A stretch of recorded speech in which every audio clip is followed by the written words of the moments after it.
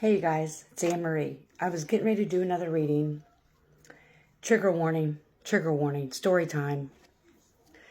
And this is, I'm smoking a cigarette. Could be a good message for some parents out there or adults who have experienced the same or similar things in childhood and about overcoming them. So I was watching the video that I did earlier today talking about my best friend in a new town named Mike. And it brought back a lot of memories that I forgot about. And so I've been processing them. And I've healed from it, but I wanted to share how this impacts children.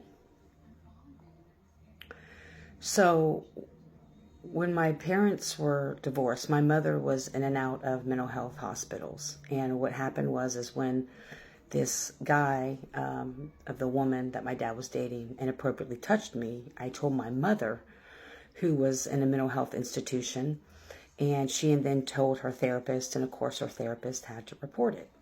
And I remember, because I've always been psychic, I've always had visions, I've always had the light. I remember asking my dad over and over again, are you going to give me up? Can I still stay here? Because my best friend there, Scotty, our families were best friends, was there. My whole life was there, as a kid, right? And this was all before fifth grade. Before sixth grade, because I moved with my mom fifth grade summer. And I remember my dad lying to me saying, no, no, no. Well, the curious little tiger that I was, I climbed on his dresser one time and saw the letter from the courts where he gave custody up of me. And the memory that came up was how he then had a garage sale with W-2 and sold my shit. And when I was a little girl, my uncle Don, who was Native American, who I've loved, I've talked about him many times. He taught me how to fish and fight and all that. We would go use his metal detector all the time because he'd always find the coolest shit. And I got a metal detector for Christmas. And it was my most prized possession because I always said, all I want is, I'm looking at Galaxy because he's getting ready to do some fuck shit. All I wanted was a telescope so I could look at the stars and moon. Because I know the moon used to follow me at night. I used to love taking car rides as a little girl because I'd watch the moon follow me. And so I got a metal detector. And I remember the garage sale that him and W-2 had, and they sold my metal detector. And I'm sharing this because these things that happen to us as children really define a lot about us. I was put into like an adolescent unit in 8th grade and tried to talk about what happened to me. I mean, I was sexually assaulted throughout my childhood. And so this was nothing new. This guy touching me, right? And this guy was in the military at the time. Ow, Galaxy's biting me. And so I remember when I was put in this adolescent unit falsely, and my mother was saying I was suicidal, but I wasn't. I was just a kid who experienced a lot of trauma at an early age. And I remember my father, W-2, no one believed me. And so what all this taught me was that my voice didn't matter, my belongings didn't matter, my body didn't matter, that, nothing of me mattered because it was so easily taken and given away on many occasions, on many levels. And so this started this narrative of unworthiness, and of course it turned into anger. And anyone who knew me in high school, at least the first couple of years, I was a fighter. I fought and I was angry, and I came from that unhealed place, and no one ever listened to me. Nobody wanted to really be friends with me. I was that odd girl. I mean, I came from the East Side and grew up in the 90s wearing fucking polka dots. And I go to a very, like, all white, Italian type place with people with a lot of money. We had coupon food stamps. I got free lunches and people made fun of me at school for it. And so it was a lot of change. And so I grew up not having a voice, not being believed, and I showed behaviors of a deeper wound, many deeper wounds, and I showed those behaviors through being defiant. And so, of course, the narrative was always spun about me, about this, based on these behaviors that I showed. And I just wanted to share it, especially for parents who have children, regardless of their age, and being mindful of how they speak to them and how they treat it. And I know nobody's perfect. And I think that's why I did so well as a social worker when I worked with teens and kids, because I knew how they felt. I knew what that felt like. And I was very successful at it.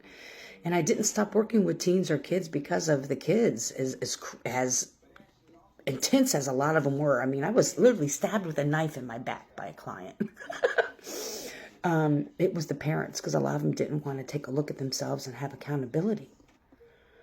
And I remember sharing with somebody recently, I think it was at my old job or something, the retail job that I loved.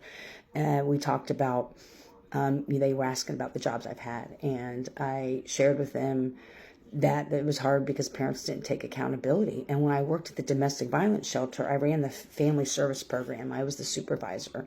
And oftentimes I would see the mothers, because we mainly got women in there. We had sections for LGBTQ and all that, and we had a section for men as well. But the mothers that came in with their kids, they often displayed similar behaviors to their abuser. It's, secondary trauma, and then the kids have vicarious trauma. And when parents don't deal with their own trauma, they then hand it down to their kids, unbeknownst to them sometimes. And I often ask the parents, the mothers, I'd say, have you ever just said to your kid, you know what? I fucked up. I should have protected you and I didn't. I'm sorry. And at that time, majority of, not all of them, but majority of the parents was like, I would never say that. And they would start making excuses. And that's from an unhealed place as well. And so I saw that as well. My gifts have really helped me in my line of work. And that's why it's been so hard to walk away from it, because I never found a company that really honored that part of me.